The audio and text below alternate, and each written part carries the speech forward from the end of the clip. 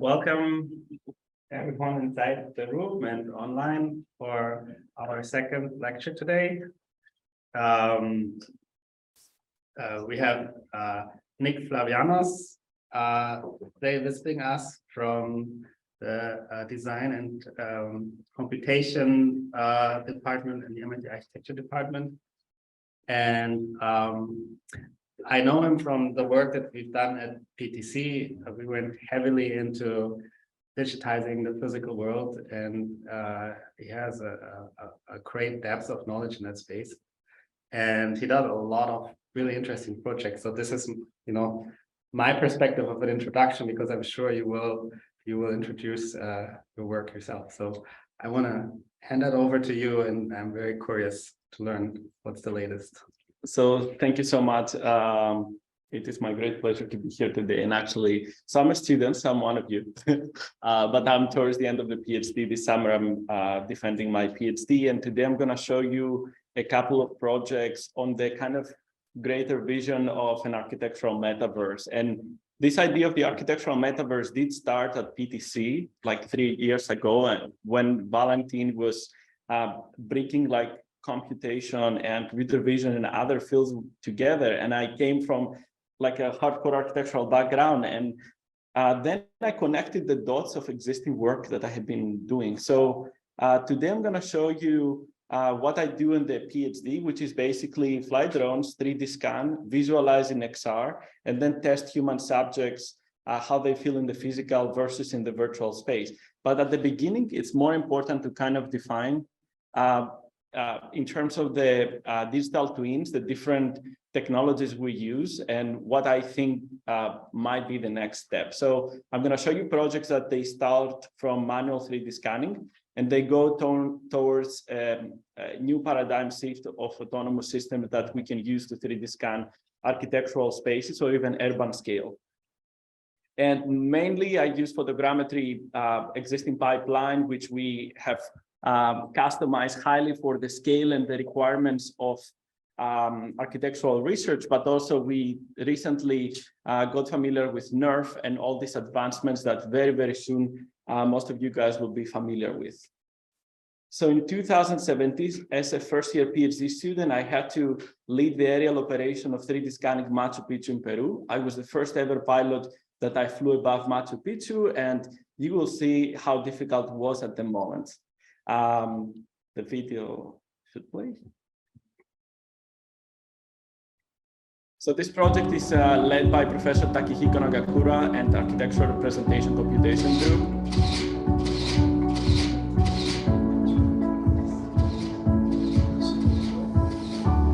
So basically what you see here is that sequentially we take photos with a drone, and the data are simply JPEG files.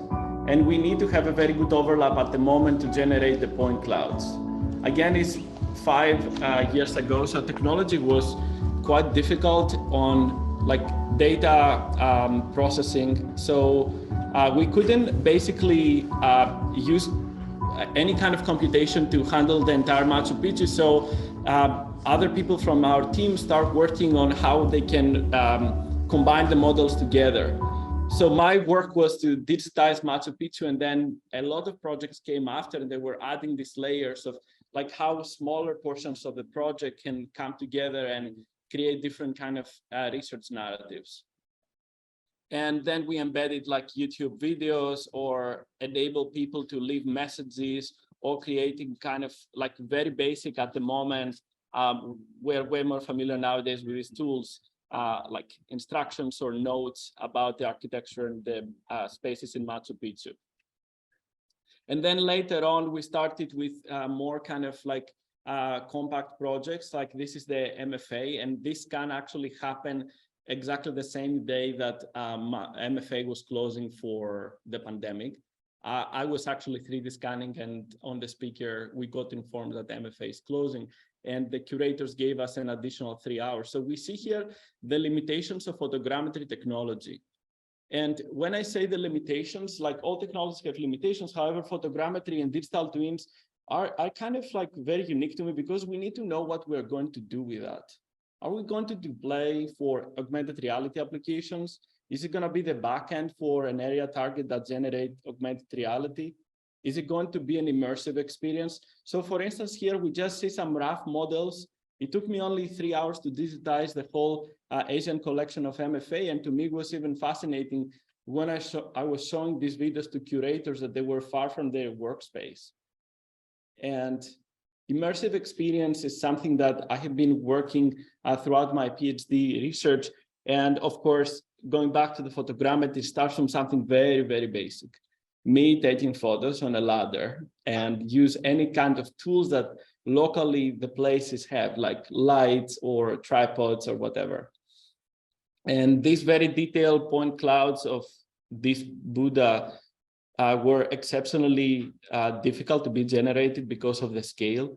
So transition from the architecture scale to the object scale, photogrammetry has a lot of constraints in terms of like the texture mapping and the geometrical kind of deformation that we can experience. So you see here with blue are the locations of the images. And I kind of took a lot of data. And why I highlight the word a lot, because we are trying to transition to something that we actually don't need that much data. And based on what we are going to deploy as an output, probably we don't even need like detailed geometry. And then I'm going to show you another project that uses basically digital twins for one-to-one mock-up of the Alvar Aalto house. So basically we build this one-to-one mock-up in the architecture department at the Long Lounge, and people, by pointing the iPad towards this prints of Aalto house, they can activate through AR like a video of a curator explaining the house, but also they can see basically the digital twin of the original house. And if I move the video a little bit further,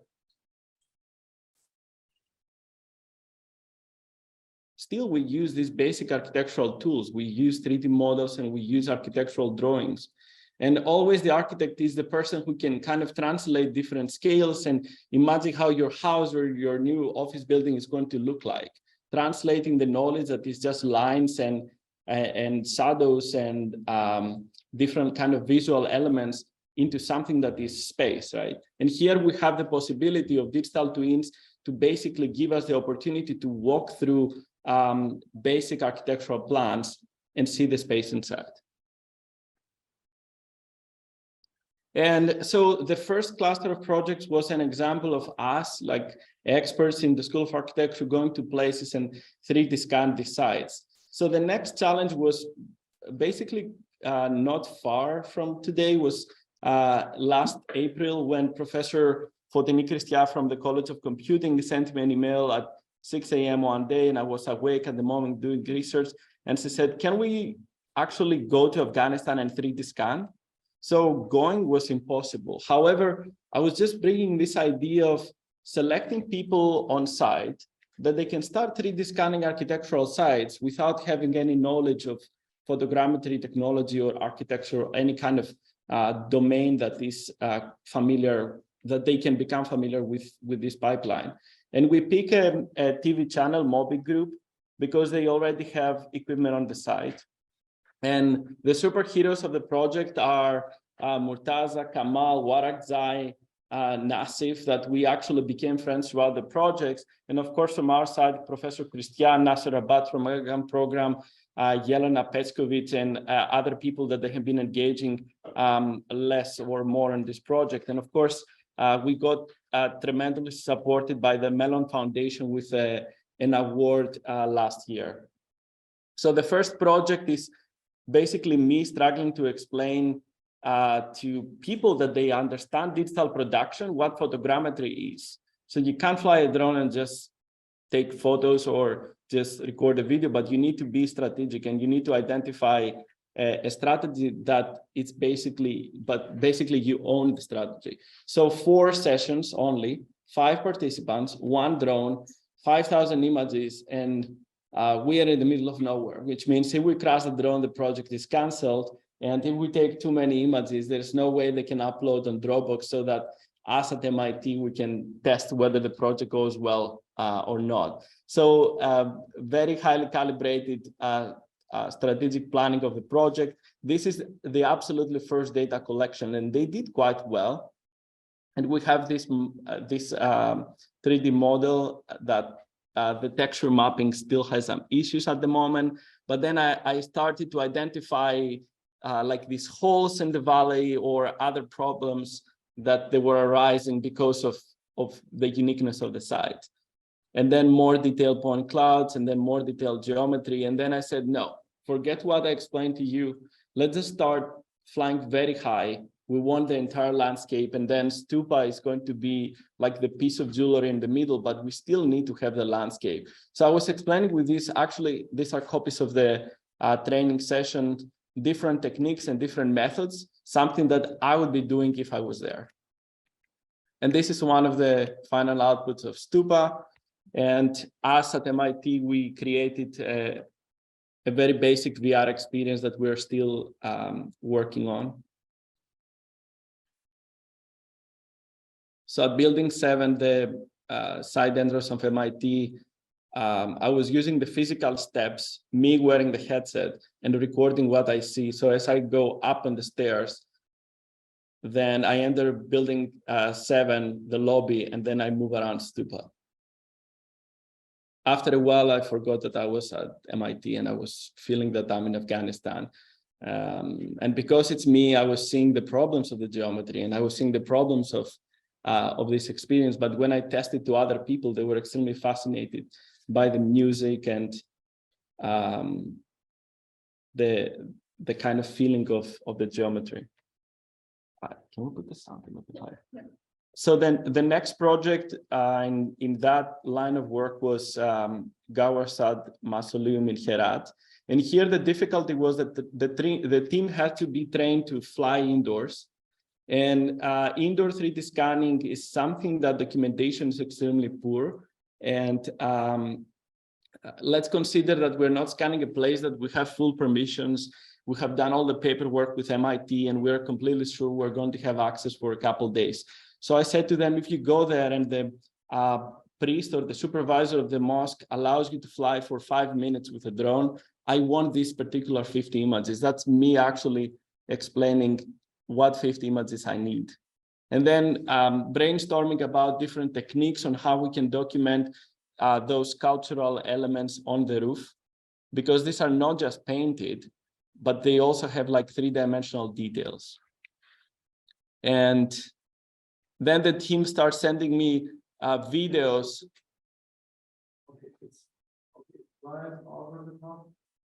Explaining to me that the sun direction is something that cannot be controlled on that side because there are no clouds during that week. They're in the hotel room, and they were feeling that the data as they collect, they have like high contrast throughout the day. So they were questioning whether the software will be able to handle and create one single model. So when photogrammetry technology was available to us basically 9 years ago, these type of problems were substantial. We couldn't finish certain projects because of the contrast and the brightness of the contrast and variation of brightness on the data. However, today, this is not actually a problem. And we did also some attempts to kind of visualize a broader area that refers to the urban scale of Gawarsad mosques. So here we understand that we're not like in stupa in the middle of nowhere, but we're in a city, which we have to comply with different regulations. So although this project sounds fun, has a lot of details. For instance, we need to contact the equivalent of FAA, the Federal Aviation Association, and say we need to have the capacity to fly up to that height in that boundary box in this urban environment, and we need to get permission. So safety is also something that we have to consider when we do this type of research. And the level of professionalism of the team on site was exceptional. Like you can see them dressed in the traditional outfits, but at the same time, they already removed absolutely everything from the mask. They cleared up the floor. They kept the door closed. So for instance, like a small detail, if you have the door during data collection might take multiple days. If you have the door open in a couple days, and then the last day you close the door, the data of the last day have to be excluded from the final output. So details like that happen throughout all this exploration over these years, and we had no way to kind of go back to these sites and fix. So we have created at this point a protocol that when we train people, they have to checklist absolutely everything so that the result is extremely what we expect it to be. And pictures that they saw, the contrast, like their DSLR camera is better than the one we have in the lab. At the same time, they're struggling with some old devices to send us a message on WhatsApp and confirm that the operation has ended. And then when we get these 3D models, so this was during the pandemic, and at MIT, we're very familiar with asynchronous learning. So I took that as an opportunity and say, all right, send me the data every night. I want to process and make a very rough model because something might pop. And when I did the section cut, I realized that this whole space inside the dome is empty. So the original space of the mosque, when you're there, is elusive. That looks like very big. However, like almost like 40% of the mosque has secret spots that somebody might be interested to still explore. And me being odd and trying to find the secret spot, I said, what's this door? And what is this door? And what is this other door? And then I said, can you please go there? And they got permission actually, and they went to these spots and they start collecting data, but it was dark. The supervisor of the site wasn't feeling comfortable. So we didn't actually process and utilize that data, but photogrammetry and digital twins is something that can be a lot of fun, but you need to have a strategy to kind of real-time assess what are the capabilities for each site. If I was there, perhaps I would have picked that up and say, can you please get me up there? Can I open that window? Can I open that door? What is inside? Another example is when we cut the bottom of the mosque, then we see that on the sides, a huge solid space that is empty. So, and my kind of narrative that this secret door goes to that other door on the top of the roof was correct. So this space was empty and had like a big ladder secretly placed. Still unknown what are the other 3/4 hosting site. And this is the virtual experience, and whoever is interested, you can reach out to me. We have an event towards the end of April on this project called Ways of Seeing, in which you can see the actual VR. But here, let's see on a video how it feels to be there.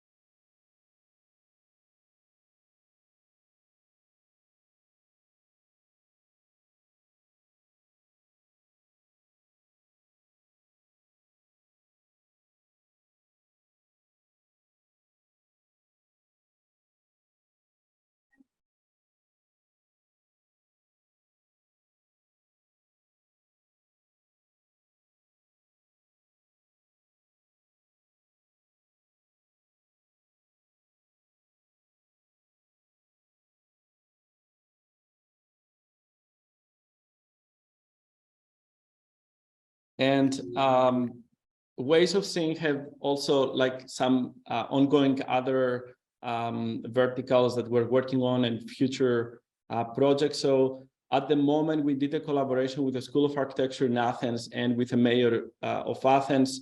And we did something that is slightly more technical. We digitized an urban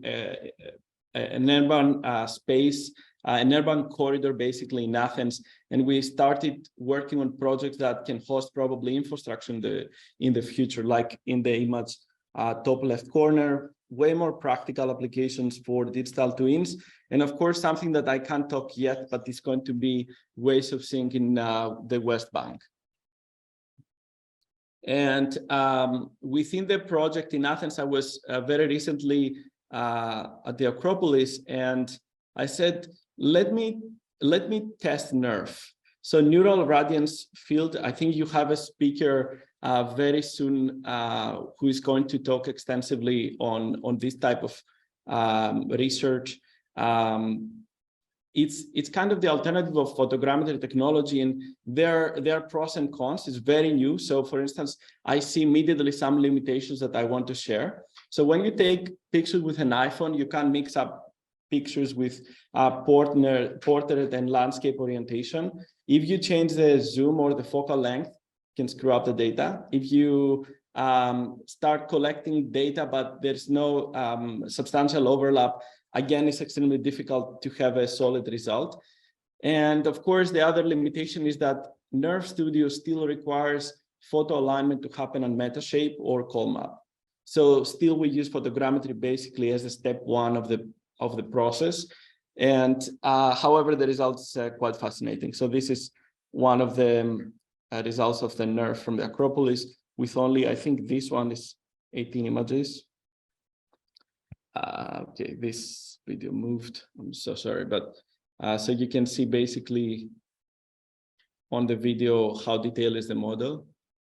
I have to admit that for this type of result using photogrammetry, we need a minimum of 3,000 images and we need a drone to fly. And this result came with only 20 images. It's crazy. And basically 3 hours of processing the whole thing. Is Nerve Studio an existing product? I saw you were using Nerve Studio. I'm using, and we start now parallel with ways of saying to use Nerve Studio. I have on the server in the other department. Whoever is interesting, we can do tests for that. But 18 images to have these results, incredible. I think my videos got mixed up, but you can also see kind of like further away, like still the results, incredible. Yeah. So now I'm gonna jump into something that I consider as, so I mentioned photogrammetry goes towards Nerve, and I mentioned that from experts flying drones, we transition to hybrid experts training locals that they have no idea about photogrammetry. And I think their stage 3 is to basically imagine autonomous systems that they can do 3D scanning by themselves. And full credit, it was my great honor to work at PTC 3 summers, and last summer I was at the office of the CTO, of course, remotely working with Valentin also, but with Steve Dertin and Steve Gee. And thanks to them, I got permission to show parts of the work. So today, if somebody's non-expert, like for instance, real estate, people from the real estate field, they can use Matterport. And then we say, can we use a drone to autonomously 3D scan, right? So we go from human guided approach to an autonomous operation. And why this is important? It's fast, scalable, repeatable, robust.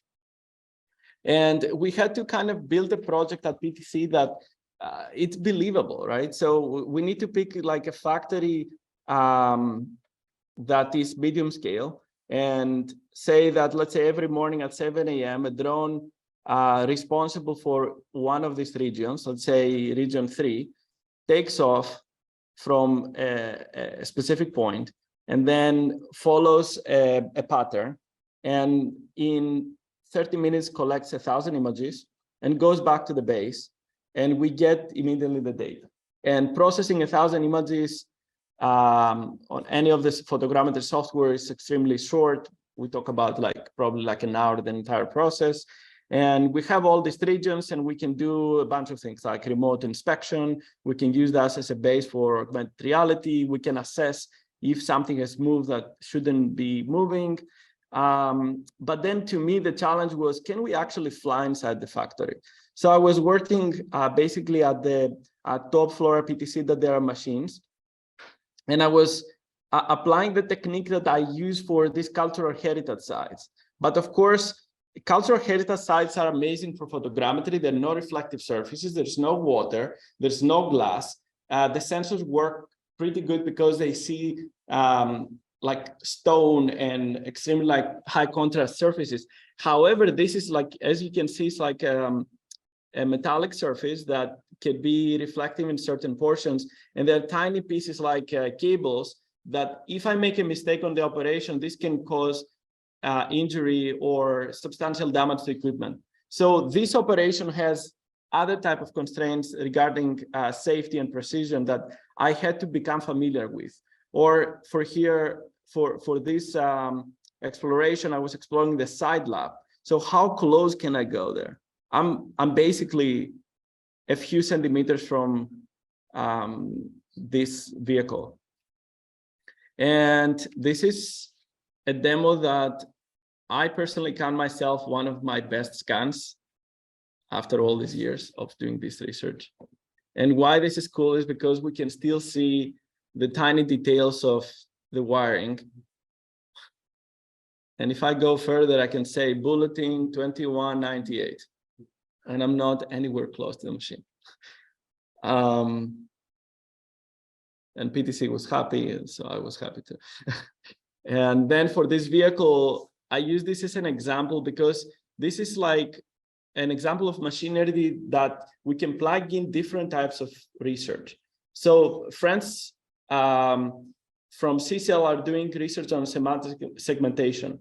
And I was showing this and I said, can you actually use your algorithms to detect what type of parts are there? So then we can identify that something is wrong. And basically, if there is a solution at the details on that level, yes, they can use semantic segmentation to identify pieces from this model. So then I had to go and identify, like through a benchmark, what type of geometry is sufficient so there are no holes, and texture mapping is very detailed so that there are no distortions for the algorithm to pick up exactly the size and the ID of these individual pieces.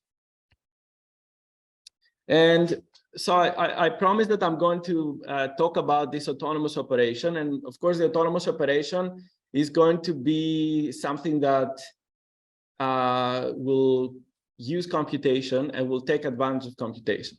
So current systems that they fly autonomously, there are companies who do that, basically do have this on the left side, this result, which is basically like the one I did flying manually, by collecting as many images as I collect manually. And to me, this doesn't sound right. So I said, using computer vision, using neural nets, you can identify to kind of go very light with data and collect a lot of data on areas that the contrast and the feature points are requiring a lot of images. But you should not take images just because the algorithm doesn't identify like the requirements of the space. So I don't think, for instance, like us saying what type of strategy for an autonomous system should look like is valid, but I would say I'm working behind the scenes on this. We need to identify a new way. So fly faster, more precisely, and use computation to identify where we take a picture and why we take a picture there. And I had the honor actually to visit an axle factory. So it wasn't me talking through this 17th floor with these little machines in front of me and flying a drone safely. But I went to the factory, and why I went to the factory is because there are humans that they have to coexist alone. There are these heavy-duty cranes. There are wires that are hanging. They are tiny. There are wires that, as the crane is moving, are changing their kind of spatial presence. So the drone has to pick up all these changes. And factories have zero tolerance on injuries and accidents. So we're not flying in the middle of Afghanistan around a site that there are no humans, but we fly inside a very expensive facility. So the requirements for this type of research change completely. And priorities are safety, precision, final output. So we collaborated with Skydio, getting an enterprise level package at the moment with PTC, in which, for whoever is interested, I can talk extensively about that after this presentation. But like a basic thing is like you identify top, bottom boundaries, you set up the flying path, and then basically Skydio flies at the beginning and detects to create an estimate of potential kind of surfaces that can collide, and basically then tells you, all right, you need 2,000 images and you need 4 batteries. And every time you have to change the battery, the drone flies back to the base and you manually attach a different battery. And I'm not interested to explain more about that. What I'm interested actually is to show you the instance that the drone is in the factory in full capacity, 3D scanning, and coexists with humans. And basically, the most fun part is humans were not at all affected, and they were not even able to many times identify, because the factory is loud. The drone is also loud, but you can see that it blends within kind of the machinery and the vibe of the space. And of course, How's the drone actually locating itself? Is it upper wideband or video, SLAM? How is it find? it's like SLAM based. It's all SLAM. Yes, we got partially access to the APIs from Skydio, but they were very hesitant. Yeah, but we're working on something that we can talk. Yeah. And then, of course, for the people who don't believe me, and at the moment they didn't believe me, so I said, can you build a scenario that the drone will probably fail? So I put like very thin elements with lights that are kind of trying to blind the sensors. And then I put a wire and the cable, and I was moving the cables up and down. So the drone had to kind of either cancel the operation or pass that safely in a smart way, and did the latter. So actually the test was very successful, and we flew for multiple hours and we had 0 accidents. And so again, by that time now, you know, data means JPEG files, and we start having like these very early point clouds. And let's go on that part faster. So here is a comparison. Martyr per scan, we see a lot of holes, which means holes means I don't know, I don't have data, I'm not putting anything. Well, NERF, if it doesn't know, use causal inference to kind of put something that looks decent, right? Manual scan is me flying in only 1 minute more than the autonomous operation, and my result was much better than that. But normally it's not me flying, so we still have to improve the autonomous system.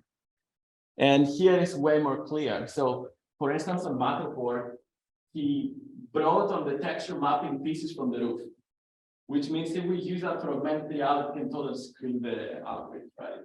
And then this is quite detailed, which is me flying, and the autonomous scan still has some problems, but depending on what we want to do with that, this is still quite good. And I think we still have probably like 10 minutes. I'm noticing a difference in the manual and autonomous for the glass pane. Was there post-processing done to avoid the glare from the glass reflection, like on the machine, the blue? So when I fly manually on glass surfaces, what basically I do is I try to avoid collect a lot of data, and I try to select an angle that there's no reflections. But the autonomous, it would be hard. The autonomous just was collecting randomly a lot of data, so then you see like basically fail everywhere. You could put those heuristics in the autonomous scan. If you work at it, what you learn is. Yes, and also NERF doesn't have like the same kind of difficulty with the reflective surfaces. So if we integrate NERF with autonomous system, we can get much better than that in a way more like direct way. There's also a way, like some research going on where they use NERF to just generate the geometry, and then you can project the textures back on. You have to take them. Let's talk about that. That's awesome. And so 10 minutes, I'm gonna be very, very quick. And I want to show you a little bit of like work of my PhD. So my PhD is called Measuring the Psychological and Physiological Responses of Humans' Experiences Sacred Architectural Space. And I went to a monastery in Greece, a 14th century structure, and I 3D scanned this monastery. So again, within the scope of this presentation, you're going to see a different kind of route of using digital twins. And I want to thank my committee members, Professor Takiko Nagakura, Caroline Jones, and Sam Gerstmann from Harvard Psychology Department for all the support. And the slides for this presentation are like minimized because of the scope, but I think like I want still to bring the narrative of digital twins. The video doesn't play. I'm so sorry. Something is wrong. Okay. So when we see this site, we're back in 2017, we had to identify different technologies, right? So laser scanning is impossible to bring a 200,000 laser scanner in that site, and we had no other choice apart from flying drones. And basically collaborate with monks that are very familiar with tools of architectural representation, and they were actually inviting 3D scanning. And I have to admit that this project has also other extensions, like this site is not accessible by females because of a law that holds 8 centuries. So us making a VR experience of this is extremely important, especially for times that diversity and inclusion is like key for institutions like MIT. And we generate a point cloud and then a dense cloud, and then eventually we have geometry.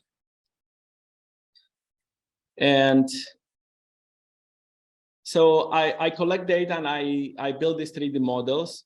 It's the first time that I ever flew in such a sensitive indoor space. So I had to kind of streamline different options at the moment, again, 2017, for the photogrammetry pipeline. And initially I was generating point clouds. Later on, it was way faster and more efficient to generate depth maps and then mesh and texture that for the VR, basically. So this is an example of Simonos Petra. You can understand that this monastery is like a tower, basically, that grows on top of a rock. So even taking off with a drone is like, I didn't even know, like I couldn't see where the drone is. So I had to fly basically trusting exactly the camera view. And I use this model because actually it goes back to my statement, data collection is the most important key in this type of research. So on the top of the tower, we see these wooden elements that are extremely thin. And the software does actually pretty good because I collect a lot of images there. And all the images for this model are taken by the drone. So I wasn't cheating to collect data while I'm in the balcony with like my iPhone and help the model. Well, this building has some significant geometrical issues. Why? Because this building was built with only 10 images. So when we have to handle such a huge landscape, or here, like this rocky mountain is extremely detailed, while the left side is just all like very downsampled geometry with like average texture mapping. We need to identify what we're going to do with this type of like large landscapes. And if we kind of expect an autonomous system to show up and basically say, all right, I'm going to deploy a drone that can fly, imagine that this operation require me to stay weeks at the monastery. Once I stay in this window in a tiny room, the other time in a room in the back, and I stay in multiple rooms that monks used to stay in the past. So it's extremely rigorous process. You need to stay for weeks. So an autonomous system, you cannot have like 50 batteries that can fly continuously day and night. The lighting conditions change. So it goes back to the logic. We need to know what we're going to do with a digital twin, and we need to identify a new way of flying so that if I don't need much data on this part because it's uniform, I should only take 5 pictures, but then here I need to take probably like 200, right? And computation gives us this knowledge. Myself, as I was progressing on the projects, I was applying this kind of mindset. Where do I collect and what do I collect? And then the output, of course, you can see like you can do the section cuts and you can realize what's the relationship between the courtyard and the interior of the church. That's for my architecture folks that they love these models. And here for you guys, another thing is, so can we imagine these metallic reflective surfaces to be 3D reconstructed by a laser scanner? The answer is no. We did some tests and reflective surfaces were bouncing the laser light like towards a different direction. So at the moment, again, photogrammetry was the only way for us to 3D reconstruct the site. And these are images from the 3D model. And now I'm going to transition to kind of what immersive experience looks like or should look like, and what I was actually thinking as a researcher.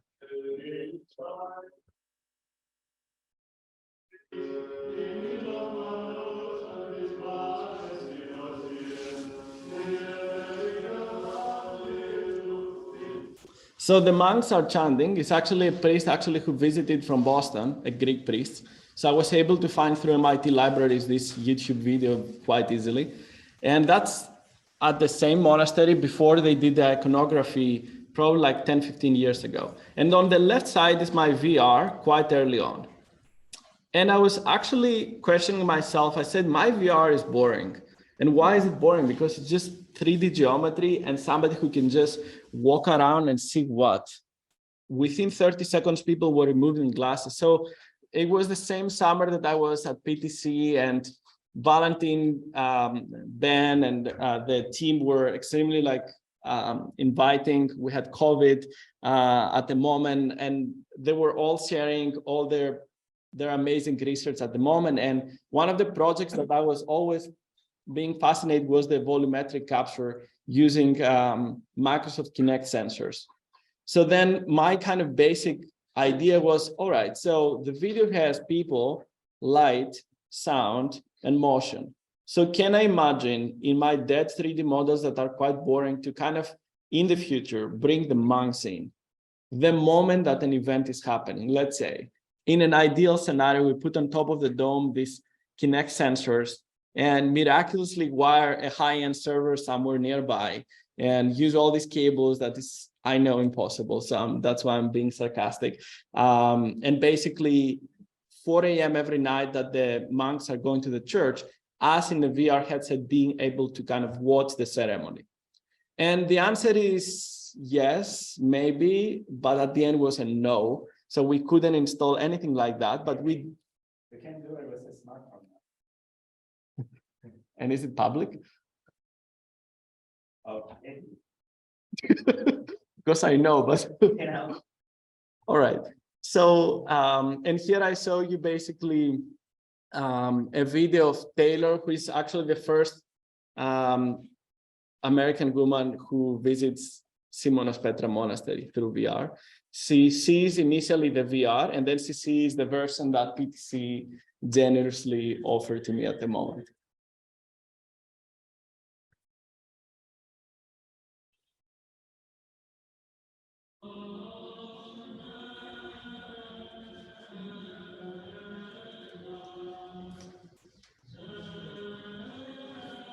And I don't think we have time to talk through the psychology experiments I do at the end and all the data analysis, but what I always find interesting on this video is that most people who are not familiar with this space, they were acting and doing the same movements in their head, exploring the architectural space. So when the music was going in a certain direction, Taylor was going upwards and then looking towards the left side. So is the mock-up of humans being inside the VR. I use only 2 Kinect sensors and I didn't calibrate that much the model, so it's quite blurry, Valentin. It's very blurry. But it visualizes basically the vision. And then the third was me adding one only camera for Taylor. So her presence is quite abstract, like halfway broken geometry.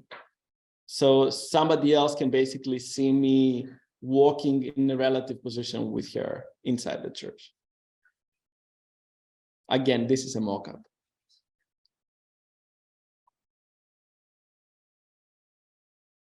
And then I don't think we have time, right? So I should wrap it up. 5, 10 minutes. For 5 more minutes? Okay, I love that. Okay. So then I started doing the testing of human subjects.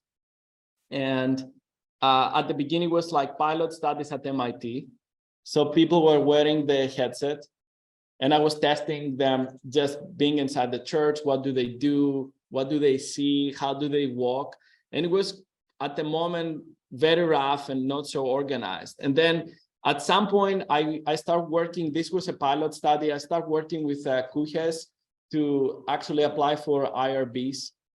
And I organized also with a postdoc from Joe Stenenbaum's lab, Martha Kriven, a systematic way to study how people experience architectural space in VR. And the answer to this exploration was basically identifying different conditions that we can architecturally manipulate and test individuals in these different conditions. So the bright church with sound, with no sound, a dark church with sound and no sound, one church that is 5 times bigger, one church that has no texture, which means no icons, no symbol, nothing that looks like a church. And then we did the first iteration of the experiments at the monastery, which is the absolutely first biosensing experiment that happens in a Greek Orthodox monastery in the world. And monks accepted actually to wear the VR headset and us collecting data through GSR, which is a galvanic skin response sensor, and self-reporting questionnaires. So monks were introduced to the experience. They were spending 2 minutes inside the VR to become familiar, and then they were seeing different iterations of the VR experience. And what we found was that their performance without wearing a VR headset is like this thick line. It resembles in trend and values to the experience of a dark VR with no sound. While everything else was extremely noisy. Similar performance was on bright with sound for the same individuals, but then this line was affected by the type of music that was changing after 200 seconds. So the music, the chanting that I added after the 200 seconds was basically the meaning was requiring them to think through, so they were distracted. In other words, what I found, and I'm going to report on the PhD and on the test again at MIT with human subjects here, is how architectural manipulates can affect immersion and spirituality in this space, in VR versus in reality. What does GSR really mean, though? That's the deeper question. Because if it's dark and I'm in there, I could be creeped out. In which case, that could be, why I'm getting anxious. Not that I'm having a spiritual experience, it's just that, I could fall. So that's why we use the self-report to ask about, did you feel immersed? And we use liquid score for that. We penalize whoever doesn't respond 6 or 7, which is the absolute.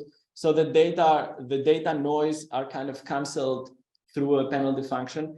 And we use GSR to kind of triangulate. So that's why I say triangulation of the findings for the self-report questionnaire. So the self-report is kind of what we trust the most. And then we see that there is no noise in the physical experience versus in the one that is dark with no sound. And the dark with no sound, actually, I kind of talked through with monks. It resembles what they do when they meditate by themselves. It's usually low stimulus environment without any distraction. Even the sound is something that wasn't helping them. And the physical space also has sound or no sound? The physical space is absolutely empty and they're by themselves. Details like, they're kind of funny details. I had to wear the same clothes every day. I had to do the experiment exactly the same time. And I had to always remove myself completely from the church. I did some experiments while I was standing in the back, and even like the tiny noise that I moved my phone, I was picking it up on GSR. It was extremely sensitive.